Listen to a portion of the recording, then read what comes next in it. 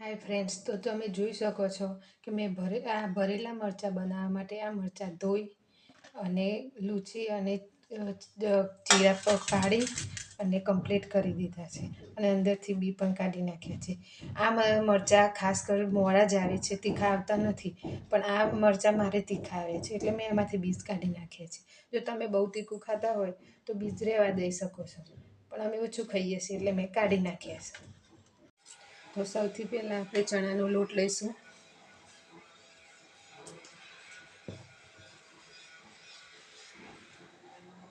ભરવા માટે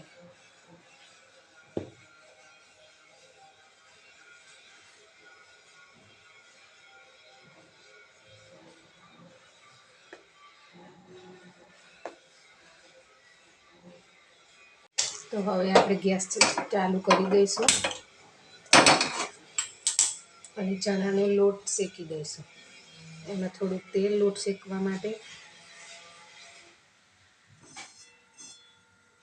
તો તમે જોઈ શકો છો હું એની અંદર લોટ નાખી અને લોટને આપણે શેકાવા દેવાનો છે થોડી વાર.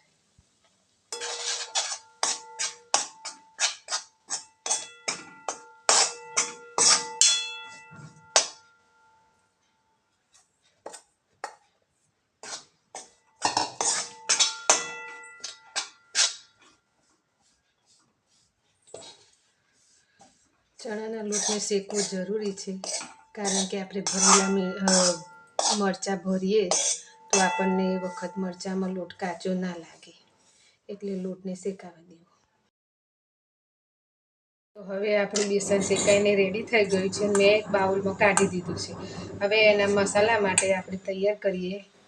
જો તમને લસણ ભાવતું હોય તો તમે લસણ નાખી શકો છો, અને ના ભાવતું હોય તો સ્કીપ પણ કરી શકો છો. તો લસણ મેં લેવા માટે મીઠું નાખ્યું છે અંદર, એનાથી લસણ બરોબર વટાઈ જાય. તો આપણું લસણ હવે વટાઈને તૈયાર થઈ ગયું છે. તો આપણે જોઈ શકીએ કે આ લસણ આપણે આ લોટમાં મસાલા માટે ફેરવી દઈશું. આમાં મેં મીઠું એડ જ કરી દીધું છે. મારા આ મરચાં ખાસ કરીને તીખા હોતા નથી, પણ આ વખત મારા આ મરચાં તીખા આવ્યા છે, તો હું એમાં થોડું ઓછું મરચું નાખીશ. થોડુંક મરચું, થોડીક હળદર, ધાણા જીરું પાવડર, અને મેં અજમો લીધો છે થોડુંક, એ તમે મસળી અને નાખી શકો છો.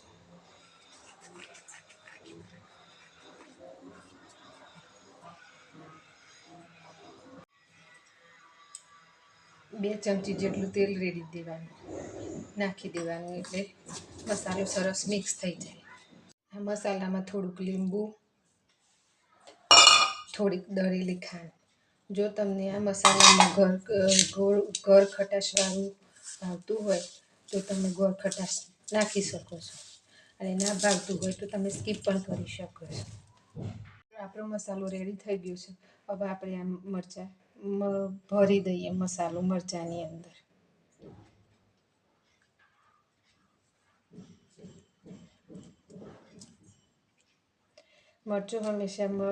મસાલો હંમેશા મરચાંમાં દબાઈને જ ભરવો, જેથી બહાર ના નીકળે.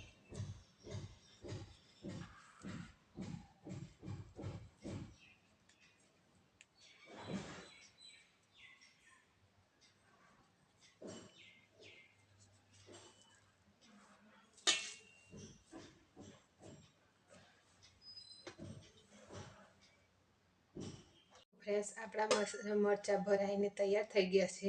હવે આપણે ગેસ ચાલુ કરી દઈએ મરચાં તળવા માટે. તો થોડુંક એટલું તેલ લીધું છે મેં મરચાં તળવા. તેલને થોડું ગરમ થવા દઈએ, કે જેથી આપણી રીત કાચી ના રહે. આપણું તેલ ગરમ થઈ ગયું છે. હવે આપણે રાઈ નાખીશું. રાઈ તતરી જાય એટલે આપણે મરચાં નાખીશું. રાઈ આપણી ફૂટે છે, હવે ફૂટી જવા આવી છે, એટલે આપણે હવે મરચાં નાખી દઈશું. કમ્પ્લીટ ફૂટી જવા દેવાની.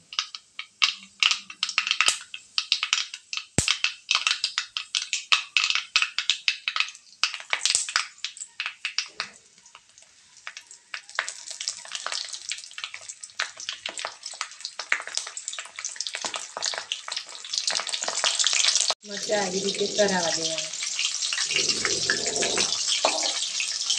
મરચાંને થોડી વારે ફેરવતા રહેવાના, એટલે આપણા મરચાં બધી જ જગ્યાએથી એક સરખા તળાઈ જાય, ત્યાંથી પણ કાચા ના રહે.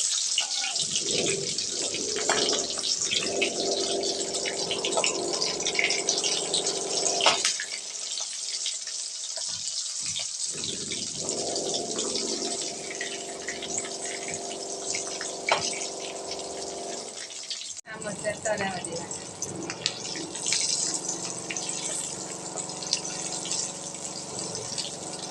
તમે આ મરચાંનો મસાલો સ્ટોર કરીને પણ રાખી શકો છો. સ્ટોર કરેલો મસાલો અઠવાડિયા સુધી બગડતો નથી.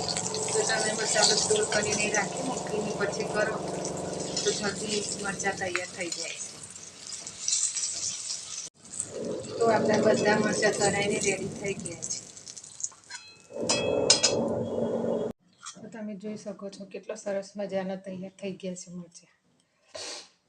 મિત્રો, આજનો વિડીયો મારો સારો લાગ્યો હોય તો લાઈક, કમેન્ટ, શેર અને સબસ્ક્રાઈબ કરવાનું ના ભૂલતા. અને સાથે સાથે બેલ આઇકન ઘંટી અવશ્ય દબાવજો. તેનાથી કોઈ બી નવો વિડીયો, મારો કોઈ બી નવી રેસીપી આવે તો તમને નોટિફિકેશન તરત મળી જાય.